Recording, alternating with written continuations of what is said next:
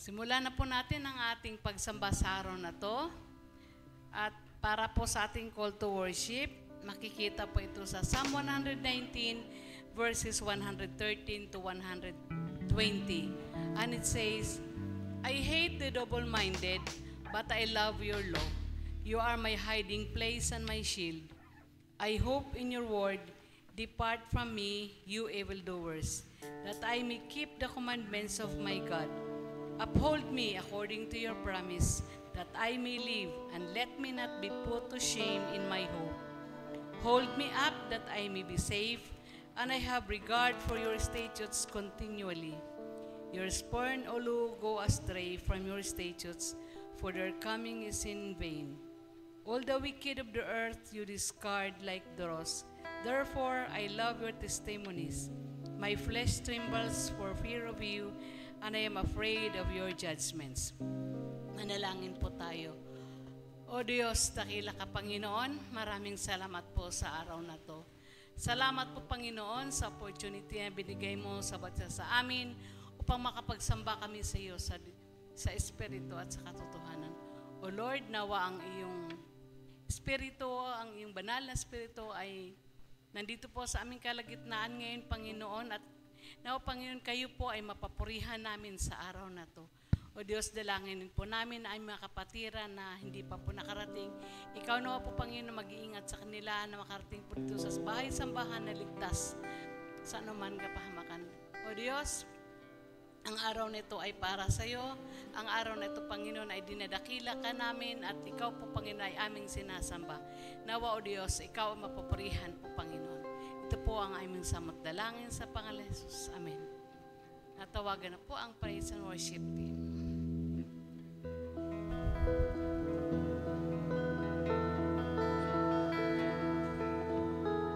Ayan, good morning po. Pwede po ulit makahiling po. Pwede po tayo mag-forward po para po yung mga darating is nandyan po sila. Ayan. Tapos, samahan niyo po ako sa patuloy na pagpupuri natin sa Panginoon, sa pag-aawitan po natin. Atin po siyang pasalamatan, dakilain, dahil po tunay po na mabuti ang Diyos at tunay po ang kanyang biyaya sa atin sa araw-araw. Kaya po, di ba, kahit po tayo nagkakamali sa araw-araw, may mga magkukulang, tayo po ay binabago po ng Panginoon araw-araw. Ayan po. Para po sa kabutihan ng Panginoon at para po sa kaulahatian niya. Kaya sabay-sabay po na puntin po siyang awitan ng mga papuri para sa Panginoon. Gamitin po ang ating mga kamay. Pwede din po tayo umintang.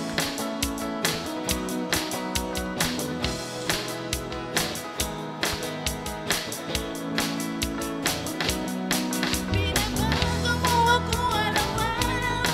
Binabago mo ako araw-araw. Binabago mo ako araw-araw. Binabago mo ako araw-araw.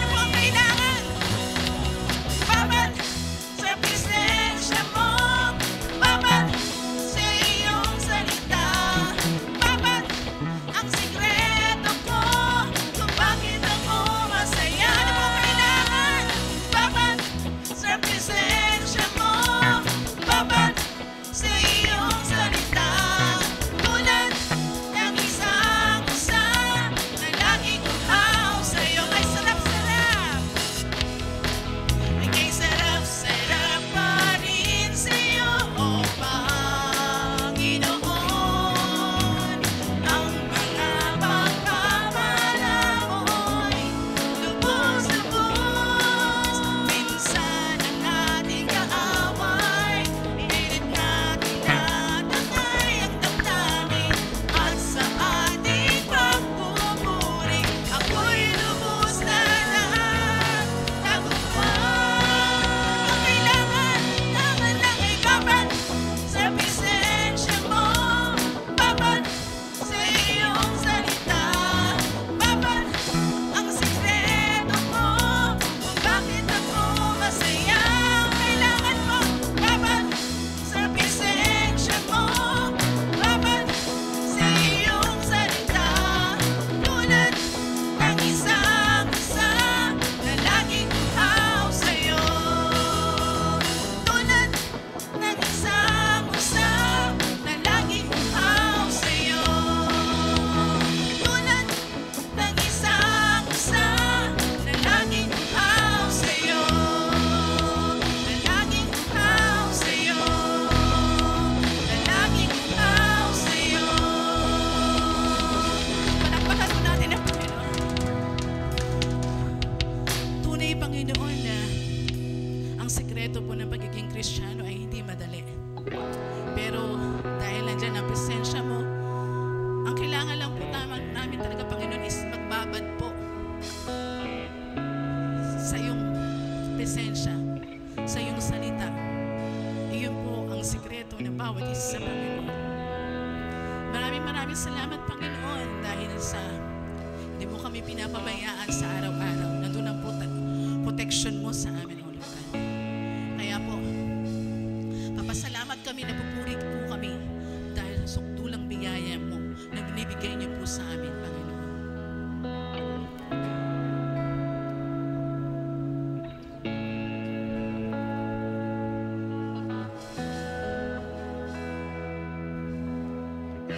Habang hindi ka dapat-dapat, pagkukulang ng habang at wagas mong pagsinta.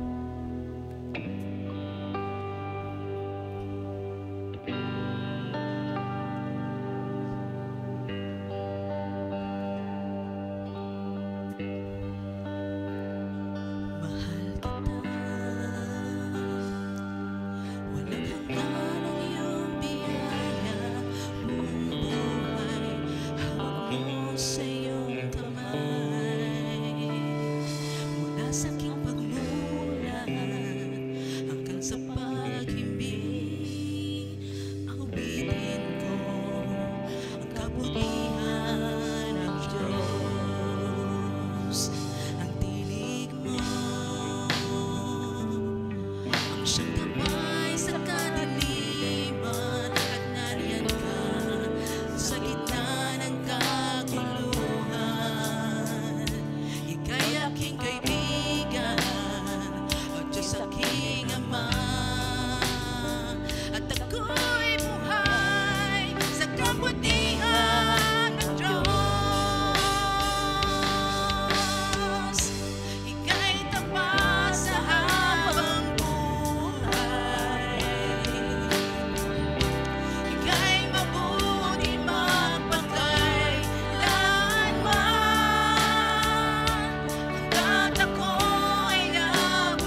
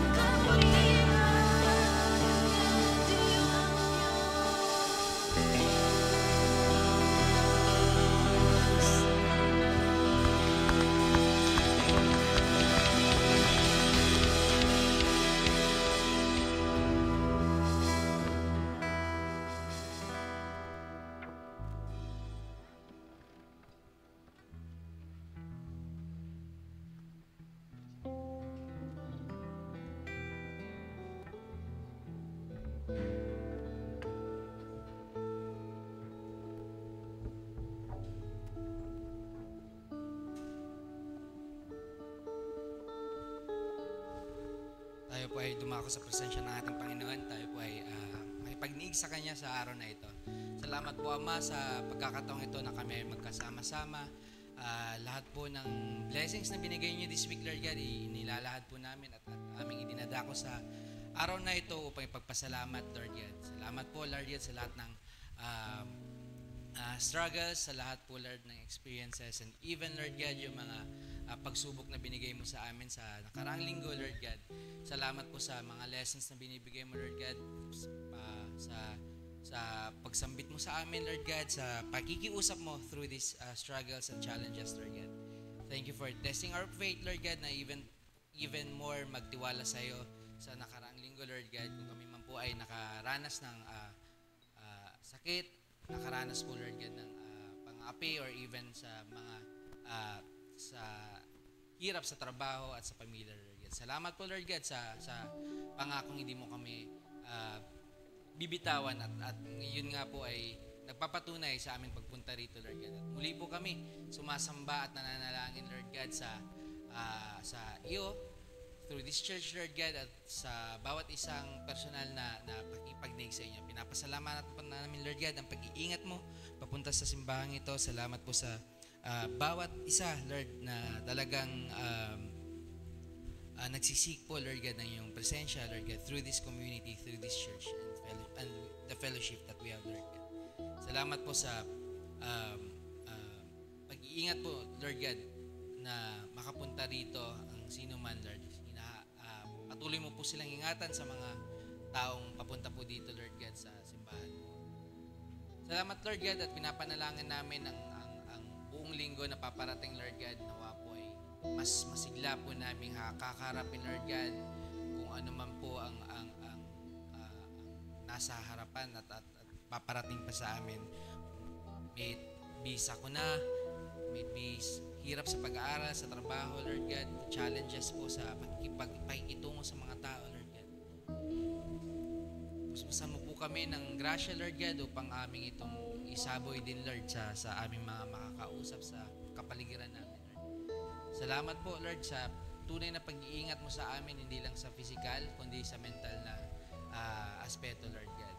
Amin pong dinadako, Lord God, ang aming mga katawan na may maging kasilbi-silbi at maging glorifying po sa harapan po ninyo, Lord God. We are asking your help to be obedient in your words, Lord God. We are always thankful po sa pag-instill po, Lord God, na yung mga salita through our pastors, Lord God, and elders. Hope you will bless them even more, Lord God, physically, financially, Lord God, to be able to fortify our church, Lord God, and to be able to lead us, Lord God, in your presence and in your words, Lord God. We are praying for their safety, for their families, Lord God. Salamat po, Lord God, sa pag-iingat mo po sa bawat isa, sa aming mga elders, pastors, Lord God, and even sa aming mga sa mga nagli-lead po, Lord God, na yung mga ministries, Lord God, even sa Bible studies, sa children ministry, and sa youth, Lord God. Ikaw po magpuspos ng iyong pagpapala sa mga nangunguna po dito, Lord God. Amin din pong pinapanalangin ng mga kabataan, youth, and even yung mga household, Lord God, na talagang nagsisik ng iyong salita. Nawa po ay bigyan mo sila ng kakayahan upang mas lalo pa po silang lumago sa kanilang personal na pagniig sa iyo, Lord God, at sa pakikitungo sa mga tao. Pinapanalangin din po namin, Lord God, ang may sakit ngayon na aming mga miyembro, Lord God, nawa po ay hawakan nyo at puspusin mo, Lord God, ng iyong pagpapagaling upang makasama po namin sila ng tuloy-tuloy sa mga susunod na linggo, Lord God. Salamat po, Lord, sa bawat araw na yung kami ay tinutubos, Lord God, sa maling gawi, kasalanan, at even sa kapahamakan, Lord God. Nawa po ay sa mga susunod na araw po ay maging ganun pa man ang iyong pagmamahal sa amin. At nawa po ay makasama po namin ang mga miyembro na andito sa mga susunod pang linggo sa iyong pag-iingat. Salamat po, Lord, sa pananambahang ito na kami po ay nabibless, Lord God, simula po ng iyong mga mula po sa pagkakantahan at mamaya po, Lord God, sa iyong mensahe, Lord God. Hawakan niyo po ang pangunguna ni Brother Brother Ben po, Lord God, sa congregation na ito, Lord God, through your words, Lord God. Nawa ay maniig kami at talagang pumasok sa aming isipan at dibdib ang mga katagaan na kanyang ibibitaw, Lord God, sa pamamagitan ng mga salita, Lord God. Salamat po sa umagang ito. Pinapanalangin po namin lahat po, Lord, ng aming mga concerns, personal man to, Lord God, at even, Lord God, yung ang mga ministries po namin, Lord God. Pinapanalangin po namin ang paglago nito at gabayan mo po, Lord God, ang elders at ang board, Lord God, na sa magiging meeting po nila later, Lord God. Nawa po ay maging productive ito at mas magkaroon po ng linaw at magandang evaluation po ang mga programa na nakasaad sa plano ng aming ng taong ito, Lord. Salamat po sa bawat isa, Lord God, ninyong ginagamit, Lord God, sa simbahang ito mula sa multimedia, music, sa youth, and other ministries, Lord God. Salamat po. Bigyan po kami ng kalakasan lahat upang kami po ay patuloy na magsilbi para sa simbahang ito at sa iyong mga tinalaga, Lord God. Pinapanalangin po namin ang pananambahang na ito, Lord God, through your Son, Jesus Christ, in the name of the Father. Amen.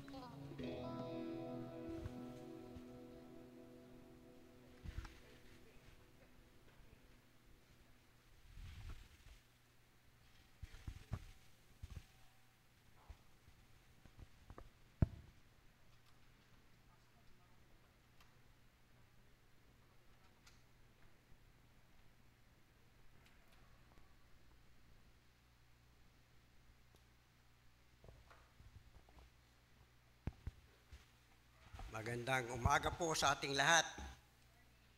Isang mabiyayang panahon ang pinagkaloob sa atin.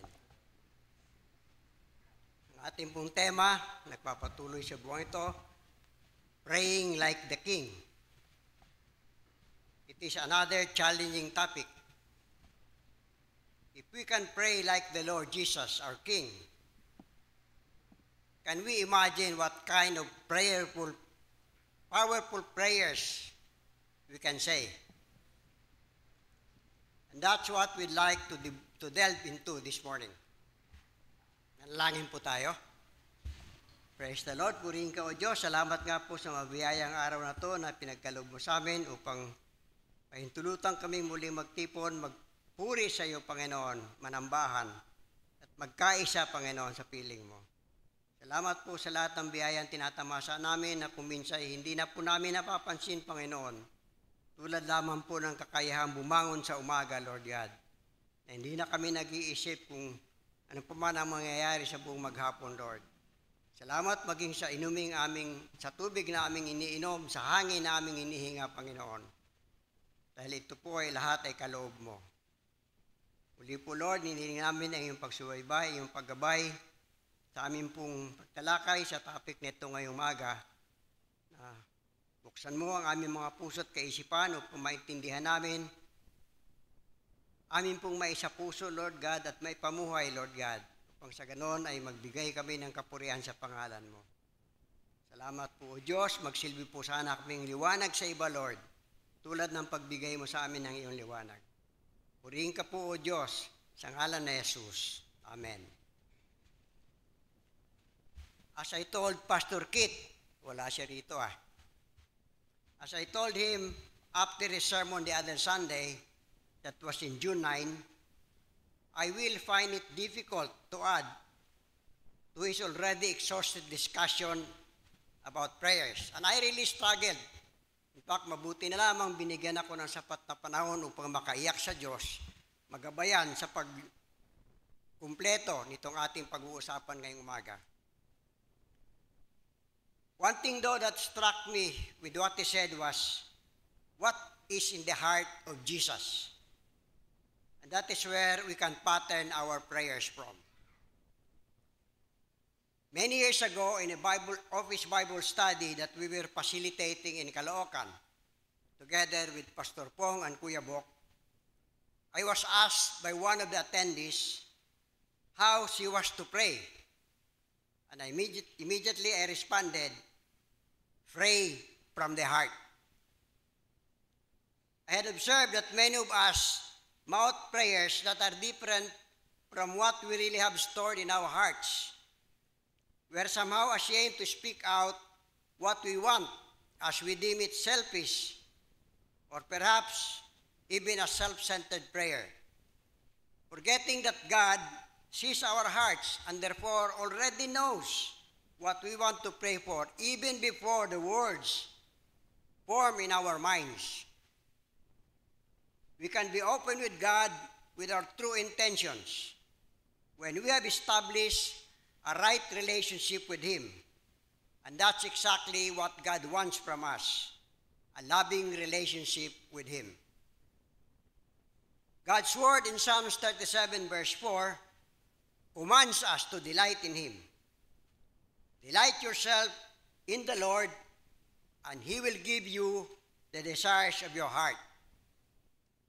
Love prompts us to take action, not indulge in passivity.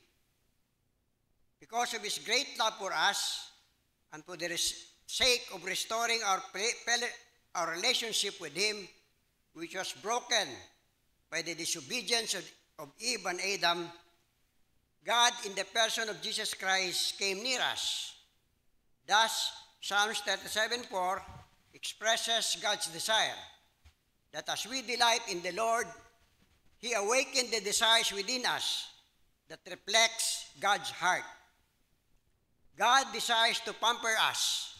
John 10, verse 10, second verse, I have come that they may have life, and they may have it more abundantly. With this kind of love, and our flawless Father responds, and this is the kind of love that our flawless Father responds when we dare delight in Him. The command in Psalms 37:4 is imperative. It is not a request or a suggestion. It confronts our complacency and urges us to higher level of thinking. James 4:8 says, come near to God, and He will come near to you.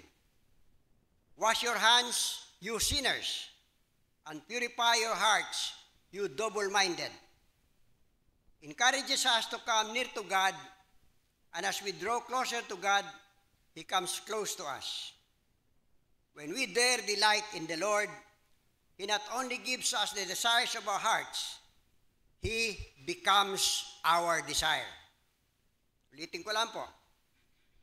When we dare delight in the Lord, He not only gives us the desires of our hearts, but He becomes our desire. Delight isn't just something we feel. It is something we do. It is active, not passive. Just like the pattern given us in Matthew chapter 6, verse 9. Let us start our prayers by acknowledging first who God is to us. That should prepare our hearts to understand who God really is and assure us that whatever we ask, He is capable of giving. It is not a question of whether God can, it is a question of whether God will. In Psalms 104, verses 1 to 11, 13 to 15, 19 to 22, and verses 24 to 29, expresses who God is according to King David. And let me read. Praise the Lord, O my soul, O Lord my God, you are very great. You are clothed with splendor and majesty. He wraps Himself in light as with a garment. He stretches out the heavens like a tent and lays the beams of His upper chambers on the waters. He makes the clouds His chariots and rides on the wings of the wind. He makes winds His messengers, flames of fire His servants. He set the earth on its foundations. It can never be moved. You covered it with a deep as with a garment. The waters stood above the mountains. But at your rebuke, the waters fled. At the sound of your thunder, they took to flight. They flowed over the mountains. They went down into the valleys, to the place you assigned for them. You set a boundary they cannot cross. Never again will they cover the earth. He makes springs pour water into the ravines. It flows between the mountains. They gave water to all the beasts of the field. The wild donkeys quench their thirst. He waters the mountains from his upper chambers. The earth is satisfied by the fruit of its work. He makes grass grow for the cattle and plants for man to cultivate, bringing forth food from the earth, wine that gladdens the heart of man, oil to make his face shine, and bread that sustains his heart.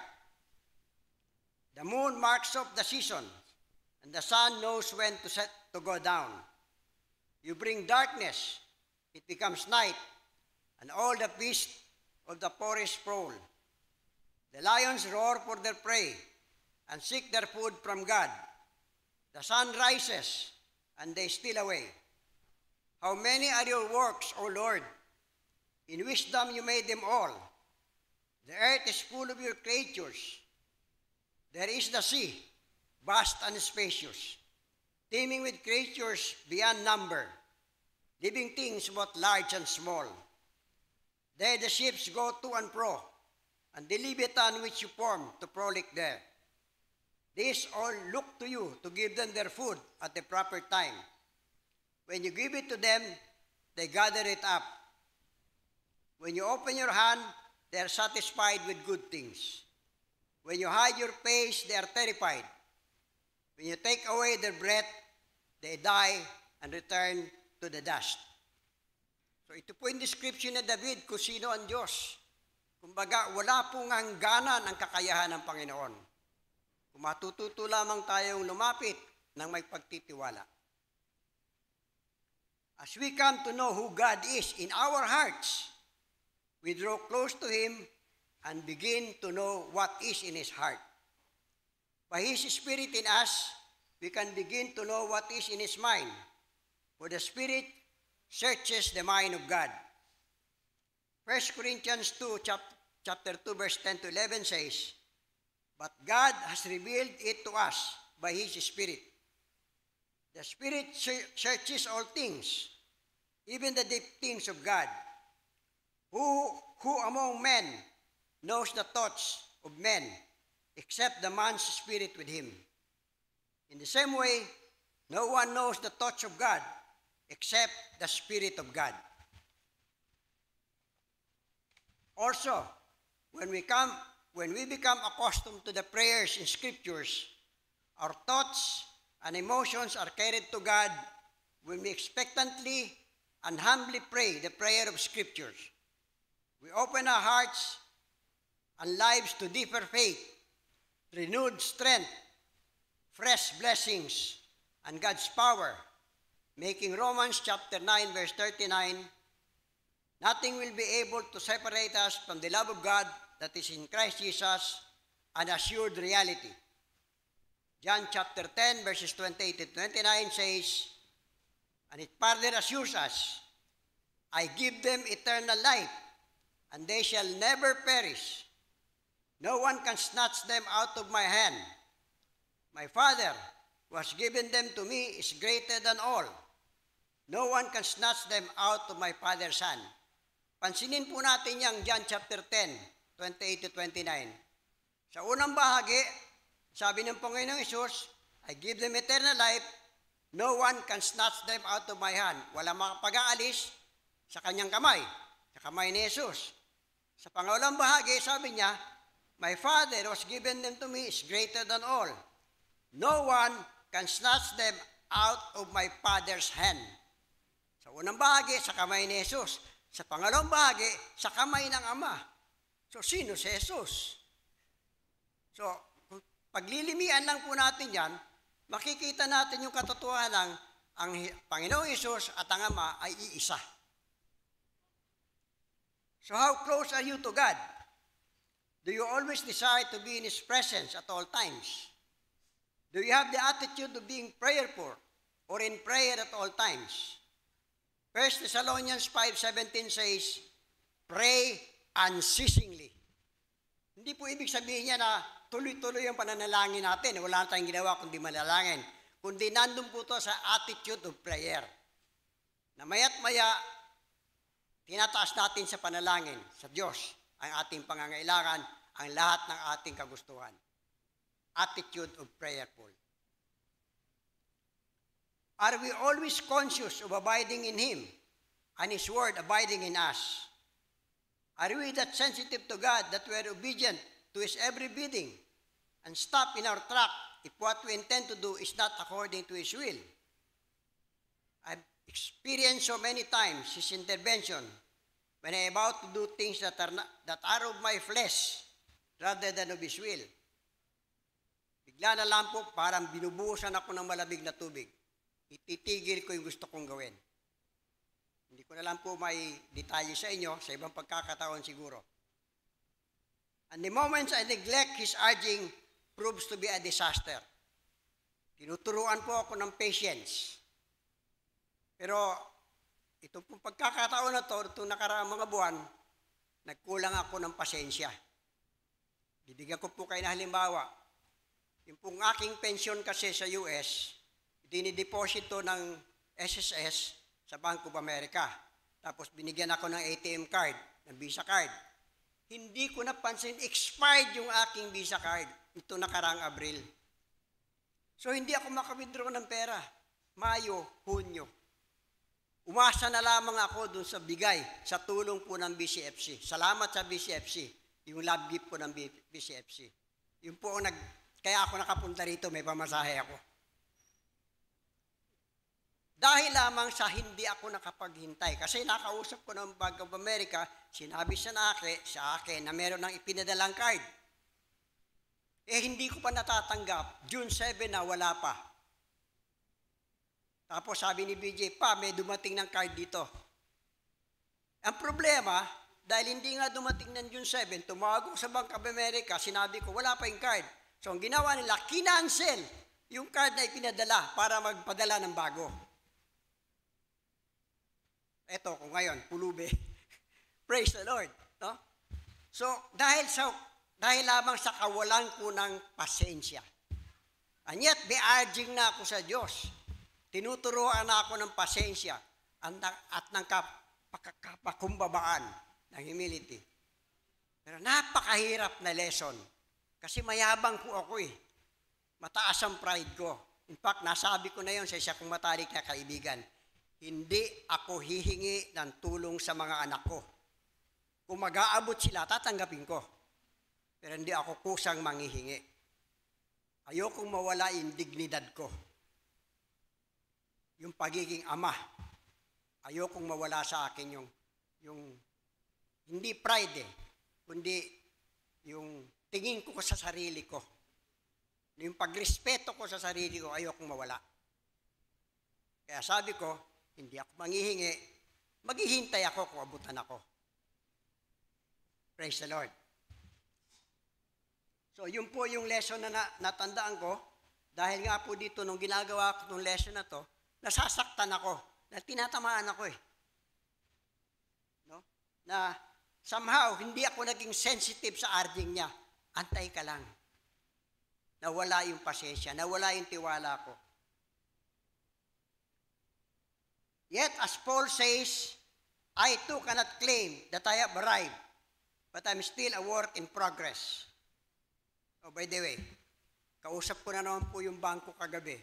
Ang sabi sa akin, mag-usap tayo bukas, today. Kaya lang, gabi pa lang ng Sabado ngayon doon. So, mamayang gabi dito sa atin, doon ko pa lang sila makakausap. Kasi mamayang gabi sa atin, linggo na umaga ron. So, para maklarify ko na, kasi may pinadala na naman daw sila mga card, ika-clarify ko kung pinadala nila by expedited mail. So, papadala either by DHL or by UPS. At ang charges nun, karga sa akin. So, willing naman ako, hindi balik ako, bayaran ko na yung charges. Mapadala lang agad. I am still a work in progress. And I am aware that much is still to be desired of me. Lagi ko pong iniisip yun, nasaan na ba ako nasaan na ba ako sa paglakad ko sa Panginoon? Nasaan na nga ba ako? At yun po ang nakikita ko, marami pang dapat baguhin sa akin. Marami pa akong dapat matutunan. But, thank God for that. For it means, I will still see His goodness, the desires of my heart, in the land of the living. Ibig sabihin, may mahaba pa akong panahon para makita ko yung kabutihan ng Diyos sa buhay ko. Mangarap kayo tulad ko. Nangangarap po ako na umabot ng 103 years old.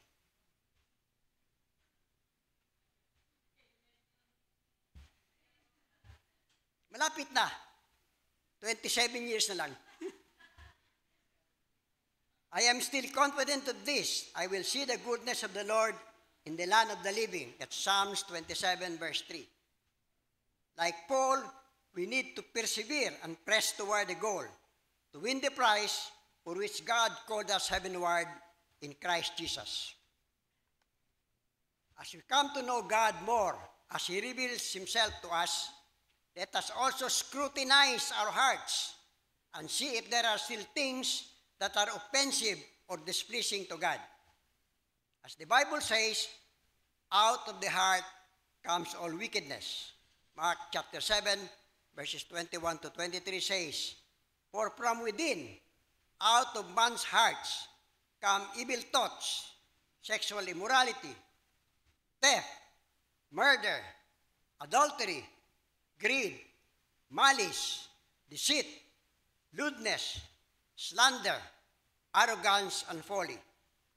All this evil come from inside and makes a man unclean. Let us therefore endeavor to have a clean and pure heart, as the prayer in Psalms 51:10 says, and so be able to pray from our hearts after our hearts have been cleaned and purified.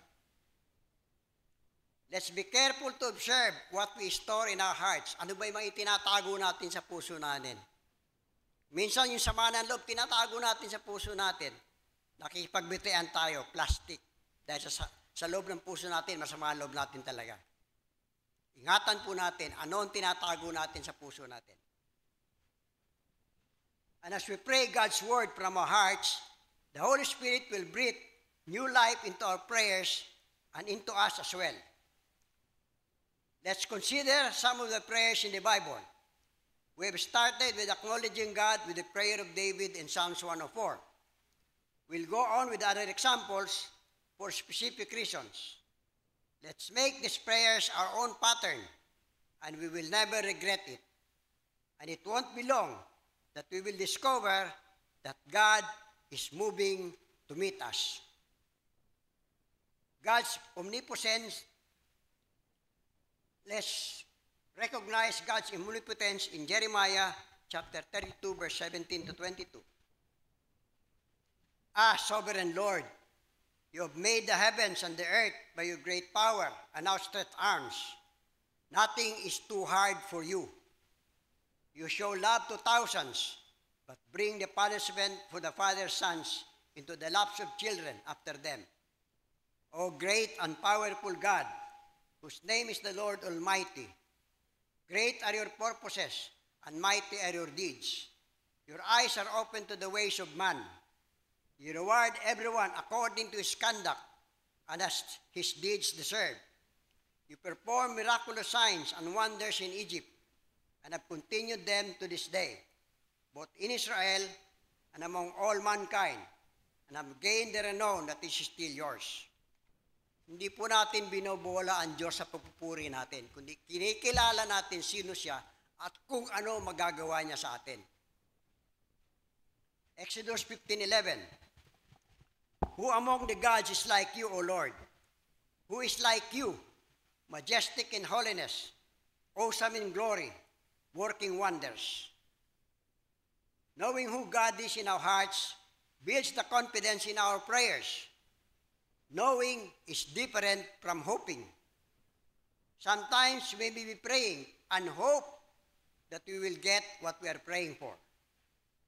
When we know God and what is in the heart, we are assured that He has the capability to grant whatever we are asking for. Like the man with leprosy in Matthew chapter 8, 1 to 3, who asked to be healed and said, Lord, if you are willing. Hindi niya sinabing, Lord, kung kaya mo. Kundi, Lord, gusto mo ba? Lord, if you are willing, you can make me clean. And Jesus replied, I am willing. I am willing. Kaya ng Diyos, pero gusto ba niya? It is not a matter of can He, but will He. A prayer of confession and to humble ourselves. Jesus has been called many names and titles, one of which the Pharisees gave Him, friend of sinners. Matthew chapter 11, verse 19. Jesus in Luke 19:10 said, For the Son of Man came to seek and to save what was lost. Friends of sinners is an apt description of why Jesus came. He expressed His great love as a true friend, even if we are undeserving, and went out to look for us when we have lost our way. John 15:13 says, Greater love has no one than this, that He laid down His life for His friends. Makikita natin, Jesus is our true friend. He laid His life for us. Jesus proved that He is indeed the friend of sinners. Romans 5:8 expresses that kind of love.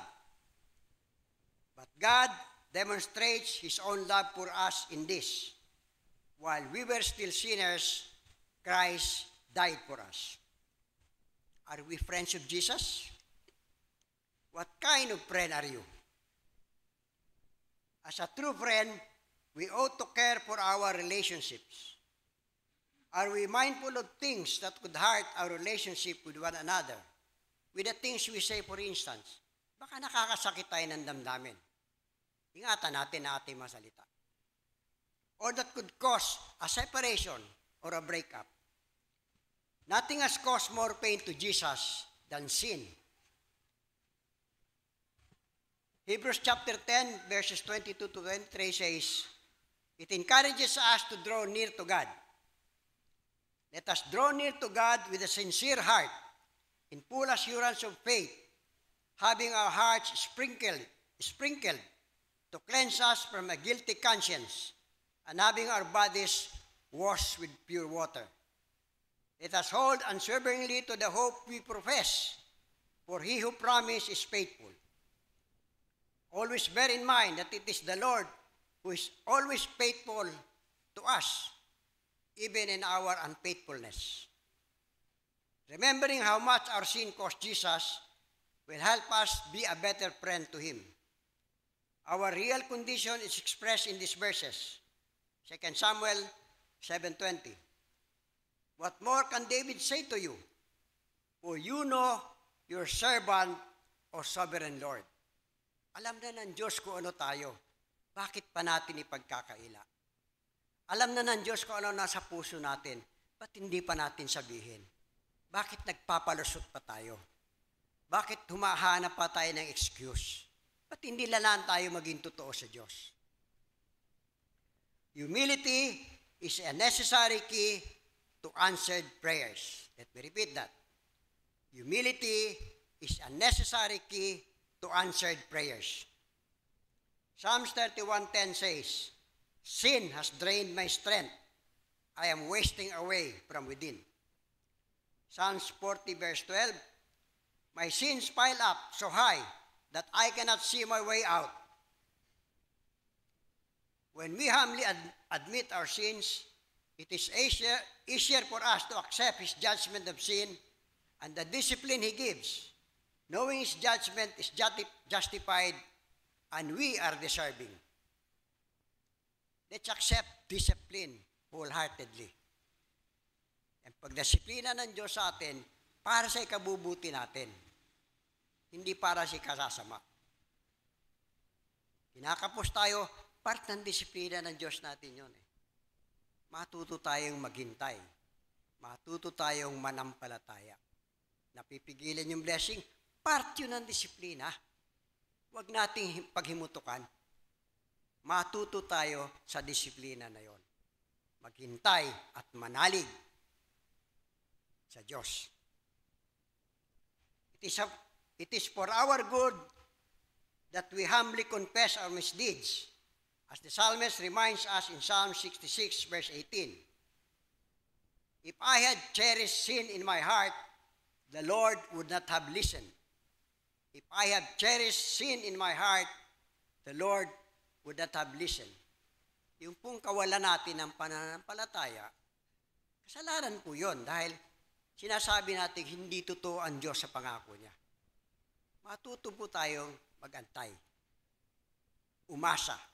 Totoo ang salita ng Diyos. These humbling prayers teach us the best way to pray. They make the path that leads to the cross and to our King's heart. God in His mercy gave us prayers to show us the way back to Him.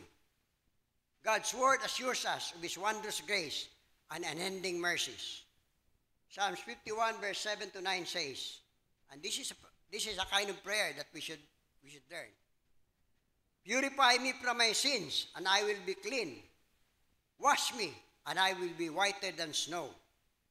Oh, give me back my joy again. You have broken me. Now let me rejoice. Don't keep on looking at my sins. Remove the stain of my guilt. Psalms 103 verse 12 says, as far as the east is from the west, so far as He remove our transgressions from us. May imagine po ba natin gaano kalayo yung silangan sa kanluran? Saan ba sila magtatagpo? Diba? Kung iisipin lang po natin, as far as the east is from the west, kung gaano kalayo ang silangan sa kanluran, ganoon niya itinapon ang ating kasalanan. So, ganun po kadakila ang pag-ibig ng Diyos sa atin. Kung minsan lang po kasi, hindi natin nabibigyan tuon, hindi natin na pagtutuunan, hindi natin nabibigyan ng kahalagahan. Prayers for everyday needs, para sa atin lahat ito. Here's a topic that most of us would like to dwell on. More often than not, we rush to the throne of God with a list, whether written down or embedded in our minds, of priorities and things we like to be done away with.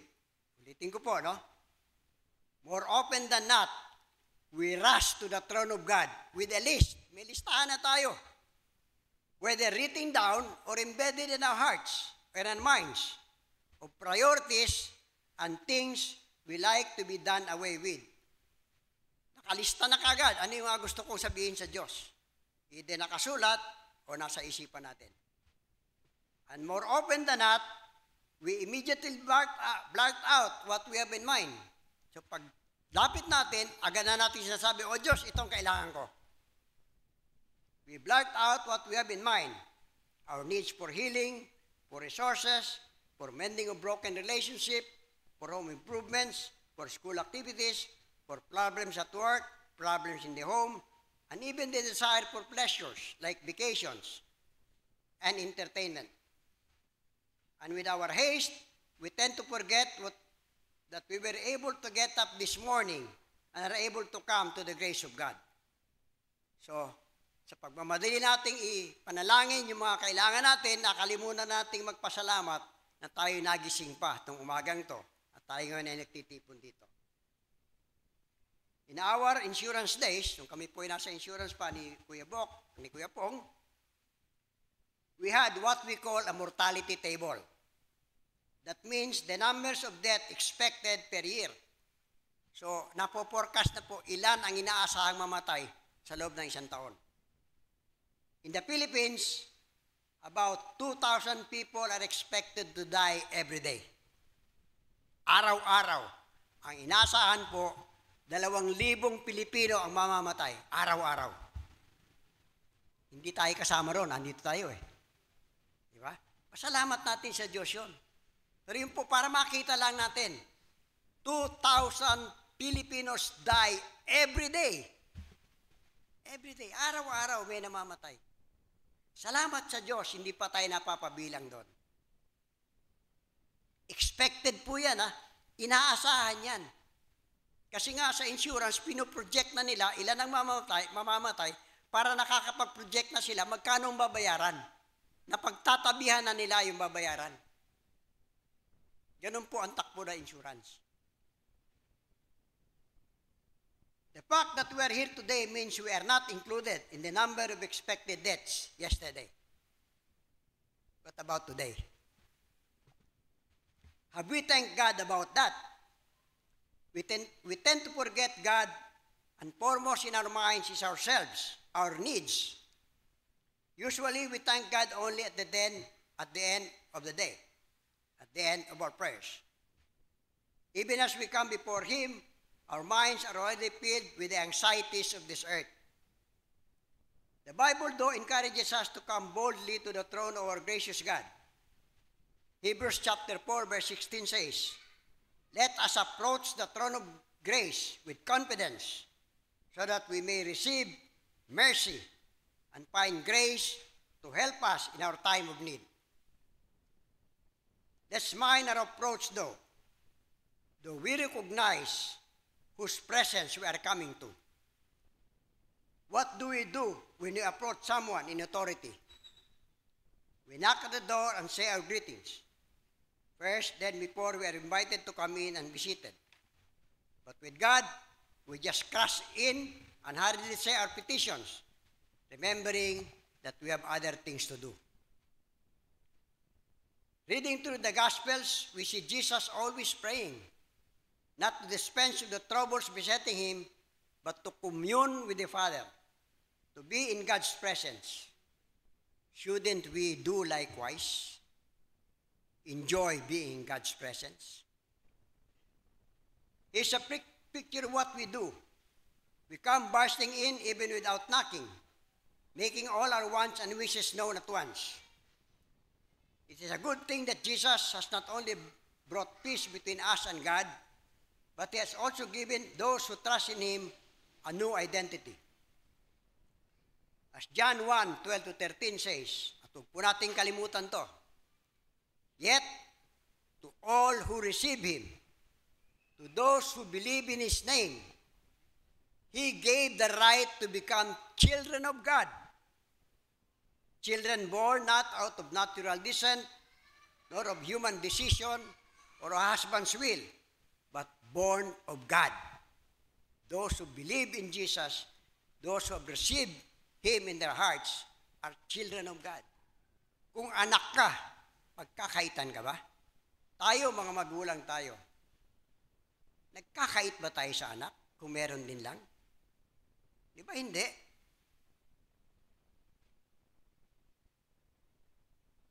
We are now a child of God, a child of the Father, saved by grace through faith. Faith in the crucified, buried, and resurrected Son. So nakapokus po yung ating pananampalataya sa Panginoong Hesus. So by acknowledging the Father, we can come into His presence boldly and without fear, because God is Abba Father. Romans 8:15. He knows our daily needs and cares deeply about them. His primary concern, though, is the condition of our hearts. And the more our heart matures, rid of the impurities we stored before, the more it will beat in rhythm with His own.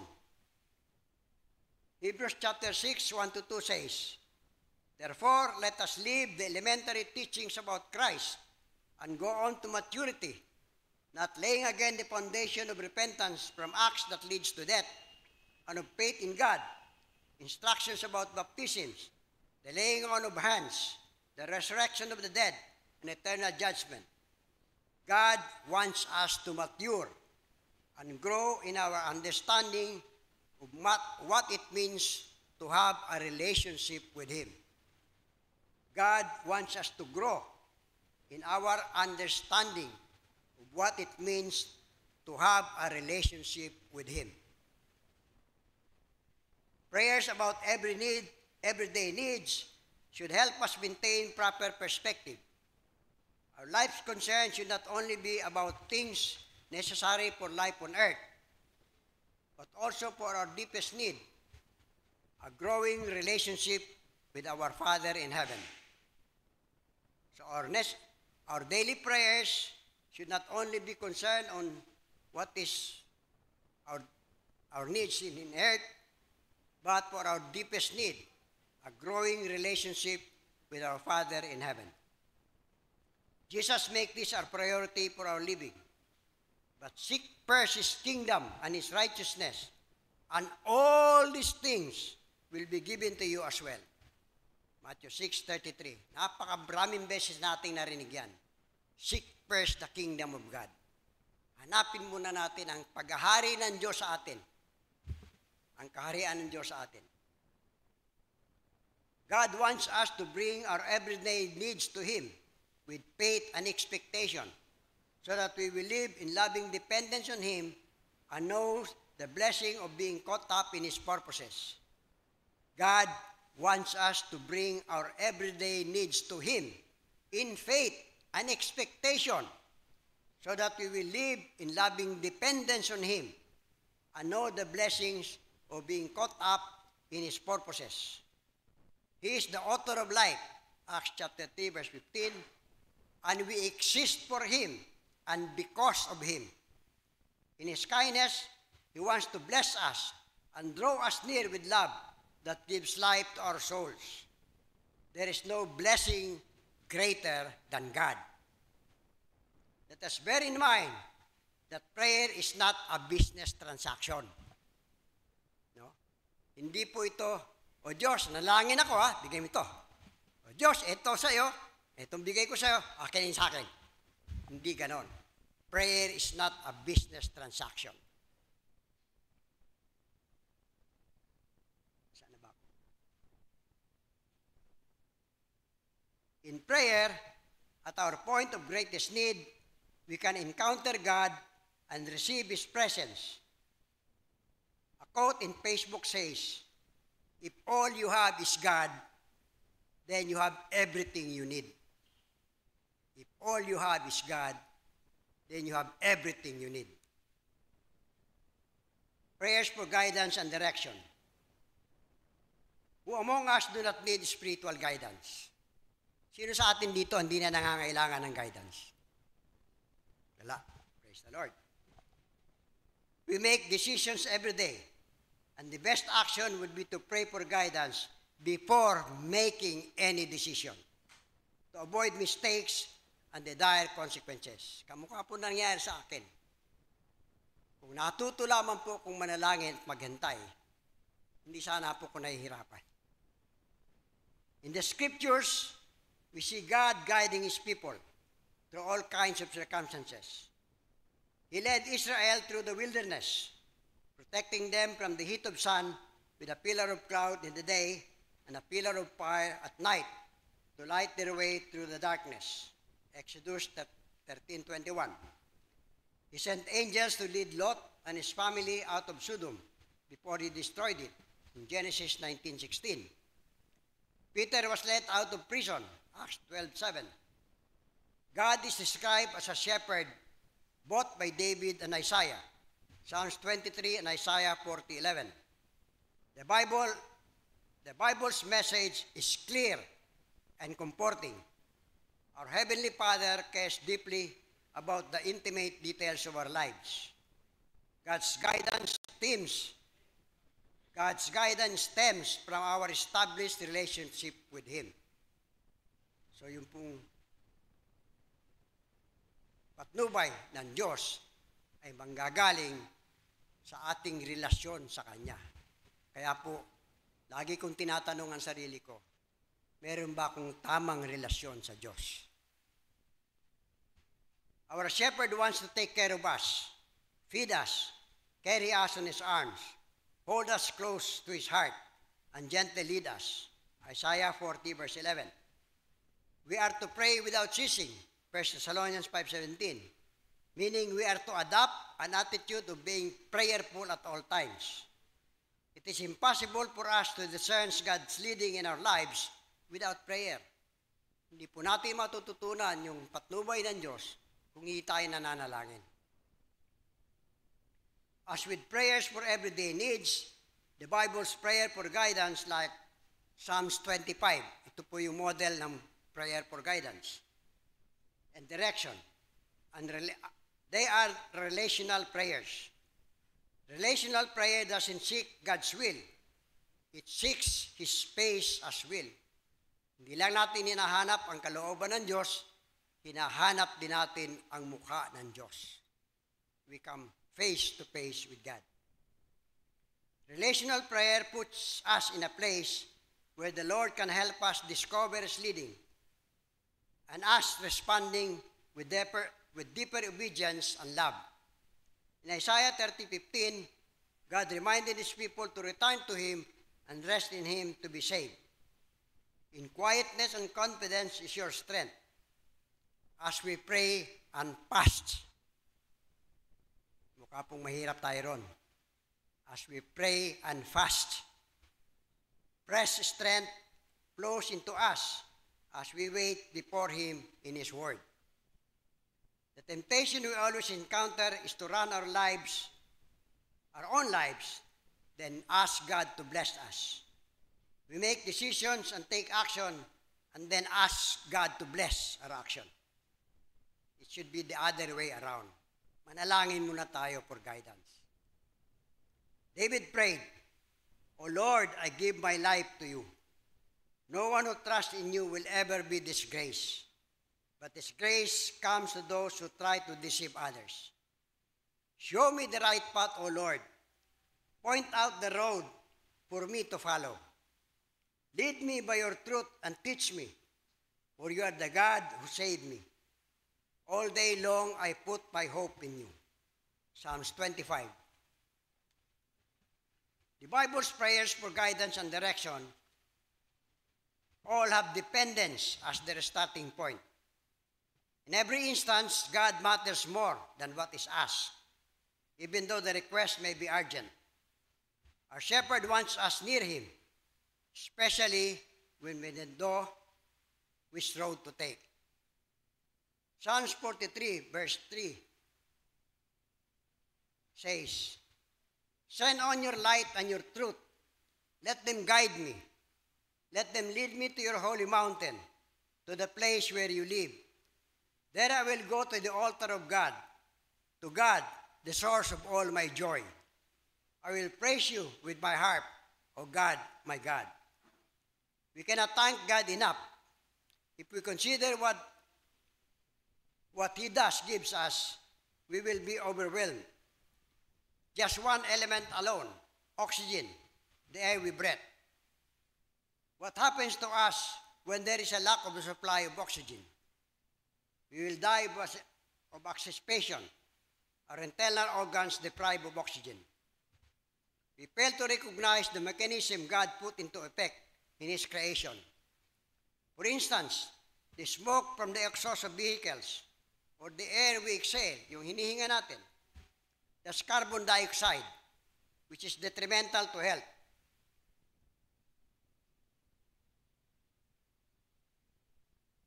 This gas is absorbed by the leaves of plants and trees. Yung pong carbon dioxide is absorbed by the leaves of plants and trees as it is vital for the manufacture of food or photosynthesis. So yung pong carbon dioxide, hinihigop ng mga dahon ng halaman, kailangan nila yun para mag-process sila ng pagkain, tapos inilalabas nila uli as oxygen. Pure oxygen na siya nating hinihinga. The plant gives off oxygen which we in turn breathe. There is always a symbiotic relationship in our surroundings that we often fail to appreciate. In John 17, we see Jesus praying to the Father. It is significant to note that the Lord is asking the Father to give Him back the glory that He had before the world began. In Isaiah 42:8, we read, "I am the Lord, that is my name. I will not give my glory to another, or my praise to idols." Also in Isaiah 48:11, "I will not yield my glory to another." It is very obvious then that glory belongs to the Father alone. not to anyone else. But glory is also to the Lord Jesus. Kaya sabi ng Panginoong Hesus, Ama, ibalik mo na yung kalawalhatian ko na nasa akin bago pa malalangin ang mundo. So, sino si Jesus? Diba? So, kung atin lang paglilimian ang sinasabi ng Biblia, isa lang ang konklusyon natin talaga. Jesus and the Father are one. Both God.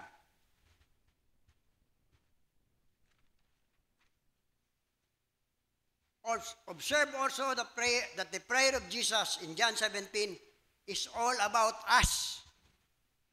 That is what is in His heart. Tayo yung nasa puso ng Panginoon. Let's view a portion of this prayer. Verses 9 to 12. I pray for them. I am not praying for the world, but for those you have given me. For they are yours. All I have is yours, and all you have is mine. And glory has come to me through them. I will remain in the world no longer, but they are still in the world, and I am coming to you. Holy Father, protect them by the power of your name, the name you gave me, so that they may be one as we are one. While I was with them, I protected them and kept them safe by the name you gave me. None has been lost except the one doomed to destruction, so that the scriptures might be fulfilled. Verses 20 to 26. My prayer is not for them alone. I pray also for those who will believe in me through their message, that all of them may be one, Father, just as you are in me and I am in you. May they also be in us, so that the world may believe that you have sent me. I have given them the glory that you gave me, that they may be one as we are one. I in them and you in me. May they be brought to complete unity, to let the world know that you sent me and have loved me. Love them, even as you have loved me. Father, I want those you have given me to be with me, where I am, and to see my glory, the glory you have given me, because you loved me before the creation of the world. Righteous Father, though the world does not know you, I know you, and they know that you have sent me.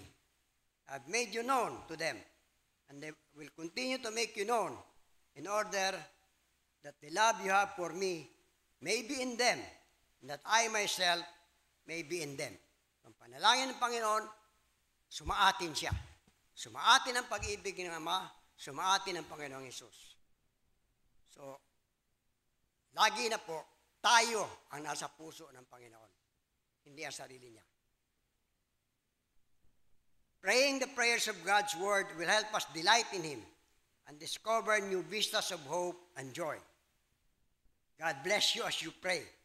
May our loving Father draw us ever nearer to Him and smile upon us as we pray His Word and His promises back to Him.